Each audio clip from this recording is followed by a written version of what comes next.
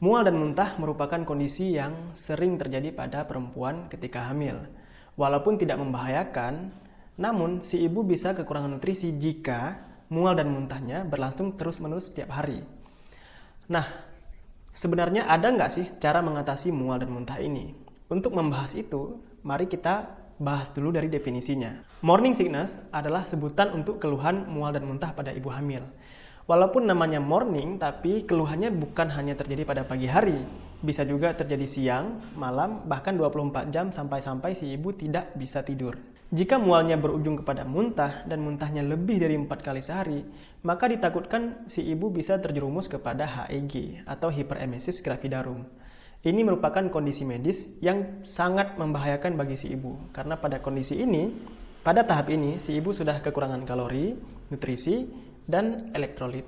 Hal yang dapat dilakukan oleh ibu untuk mengurangi gejala morning sickness ataupun mencegah supaya tidak terjerumus ke dalam HEG, yang pertama adalah makanan.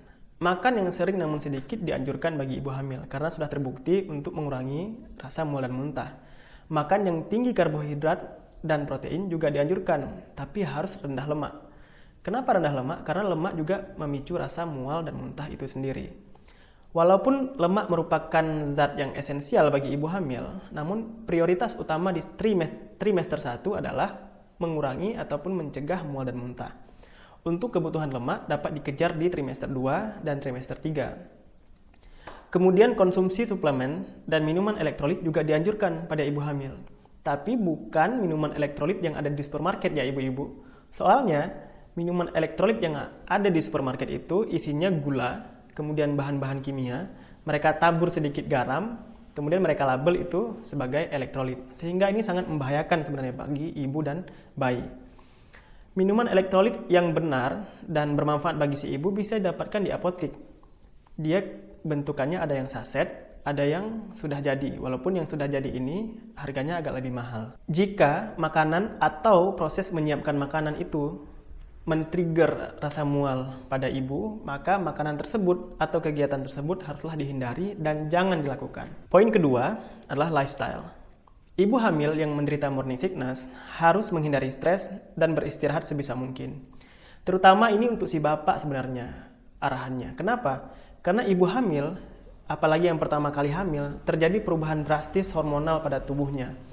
Jika si ibu kemudian emosian, tiba-tiba emosi, bukan berarti marah-marah ya, tapi bisa juga sedih, kemudian tidak mood ngapa-ngapain, dan bisa lelah sepanjang waktu dan tidur sepanjang waktu, maka si bapak haruslah banyak bersabar dan bahkan memberikan dukungan emosional kepada si ibu. Karena sebenarnya, si ibu pun bukan inginnya seperti itu. Hal itu murni karena perubahan hormonal yang baru pertama kali dia alami dalam hidupnya. Namun, tidak hanya pada kehamilan pertama ya, pada kehamilan kedua, ketiga, dan seterusnya, perubahan hormonal ini tetap terjadi. Hanya saja mungkin kita sudah lebih terbiasa dan si bapak juga sudah tahu bagaimana istrinya di kehamilan pertama. Poin nomor 3 adalah tiamin, yaitu vitamin B1. Vitamin ini merupakan suplemen yang wajib ada untuk ibu yang mengalami morning sickness.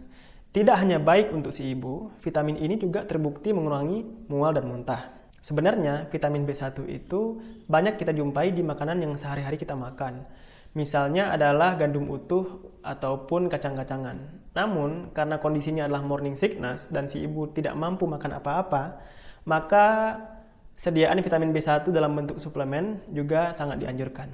Poin keempat adalah obat anti mual, metoclopramid dan ondansetron. Obat anti mual ini adalah obat anti mual yang aman bagi ibu hamil. Ondansetron juga memiliki efek untuk mempercepat pengosongan lambung. Jadi harapannya walaupun berujung kepada muntah, minimal muntahnya adalah muntah kosong karena makanannya sudah diserap oleh tubuh dan si ibu sudah mendapatkan nutrisi dari apa yang sudah dicoba makan sebelumnya. Obat seperti domperidon itu tidak aman bagi ibu hamil walaupun sudah sering kita gunakan dan bebas untuk kita beli di apotek. Tapi jangan pernah diberikan kepada ibu hamil karena domperidon itu tidak aman. Untuk dosisnya dapat dilihat pada artikel yang sudah saya cantumkan di deskripsi video ini.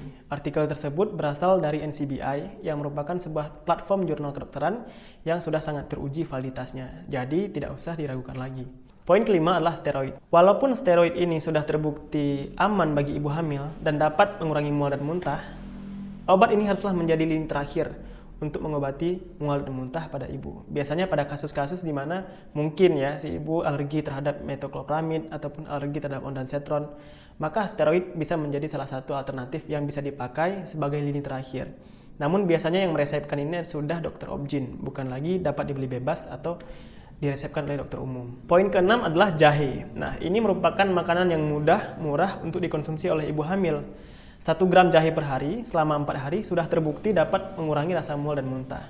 Namun bagi ibu yang tidak suka dengan rasa pedasnya jahe atau terpicu mualnya gara-gara rasa pedasnya jahe, maka tidak usah dipaksakan. Kesimpulannya, morning sickness atau mual dan muntah merupakan prediktor yang sangat baik untuk mengetahui apakah seseorang sedang hamil atau tidak. Namun, morning sickness tidak boleh dibiarkan terus-terusan dan berlarut-larut apalagi hingga terjerumus kepada HEG.